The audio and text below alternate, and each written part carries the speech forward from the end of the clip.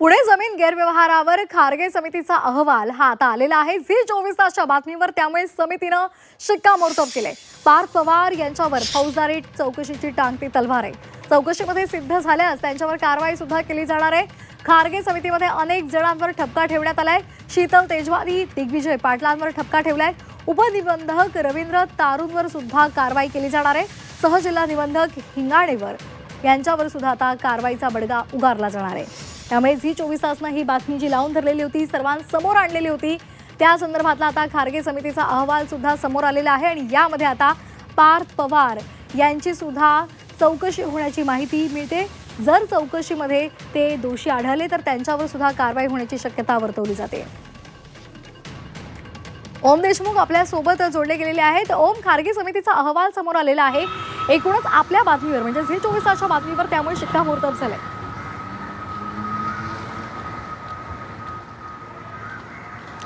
श्वेता, महाराष्ट्राच्या समोर जो शेकडो कोटींचा घोटाळा झाला होता तो उघडकीस आणण्याचं काम झी 24 तासनं केलं आणि अखेर झी 24 तासच्या बातमीवर कालच्या एका अहवालामुळे खऱ्या अर्थानं शिक्कामोर्तब झाल्याचं स्पष्ट झालंय।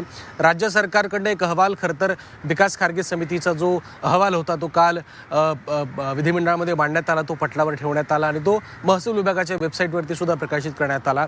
या अहवालामध्ये महत्त्वाचे मुद्दे नमूद करण्यात आले, ज्यामध्ये पार्थ पवार यांचा देखील उल्लेख करण्यात आलेला आहे।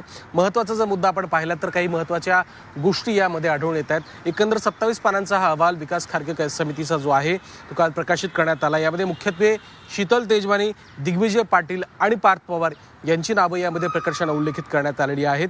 त्यासोबतच पार्थ पवारांवरती एकंदर या सगळ्या प्रकरणामध्ये जमिनीचा जो व्यवहार झाला किंवा शासकीय जमिनीच्या संदर्भात जी काही पॉवर ऑफ अटॉर्नी झाली किंवा कुलमुक्तार पत्र अर्थात त्याला जे काही म्हटलं जातं तो व्यवहार झाला, हा सगळा व्यवहार कुठेतरी बेकायदेशीर किंवा चुकीचा असल्याचा ठपका एकंदर या समितीच्या अहवालात ठेवण्यात आलेला आहे।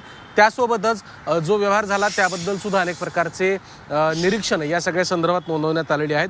मुख्यत्वे जे महसूलचे अधिकारी या सगळ्या प्रकरणामध्ये अडकले आहेत त्या सगळ्यांवरतीच, त्यामध्ये सहनिबंधक रवींद्र तारू असतील किंवा संतोष शिंगाणे असतील, यांच्यावरती कारवाई करण्याच्या संदर्भात सुद्धा उल्लेख करण्यात आला आहे। मुख्यत्वे कारवाई करण्यामागची जी कारणं आहेत किंवा ज्या गोष्टीचा उल्लेख किंवा ज्या गोष्टीचा संदर्भ यामागे देण्यात येतोय तो म्हणजे महाराष्ट्र मुद्रांक अधिनियम 34चं थेटपणे उल्लंघन या सगळ्या प्रक्रियेमध्ये झाल्याचं अहवालामध्ये स्पष्टपणे नमूद करण्यात आलंय।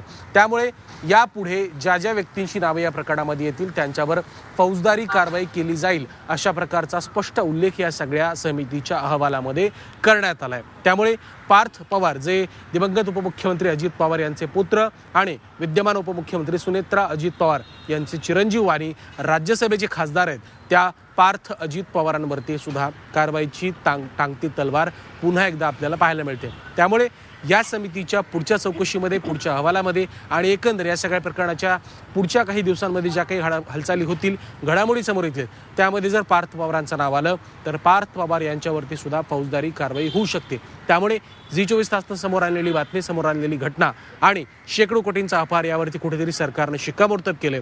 आता सरकारकडनं या संदर्भात पुढची चौकशी आणि पुढच्या सगळ्या हालचाली कधीपर्यंत केल्या जात आहेत आणि जे या प्रकरणामध्ये मूळ दोषी आहेत, मीडिया एंटरप्राइजेसचे जे मालक आहेत, जे भागीदार आहेत आणि जे इतर या सगळ्यात सहभागी असलेले व्यक्ती आहेत, त्यांच्यावरती अंतिमतः कारवाई कधीपर्यंत होते हे देखील पाहणं आता खऱ्या अर्थानं महत्त्वाचं ठरतं। श्वेता, अगदी त्यामुळे चौकशीची टांगती तलवार पार्थ पवार यांच्यावर आहेच, त्यामुळे आता येत्या काळात काय घडतं हे पाहणं खरंच खूप महत्त्वाचं आहे। धन्यवाद ओम, दिलेल्या सविस्तर माहितीसाठी।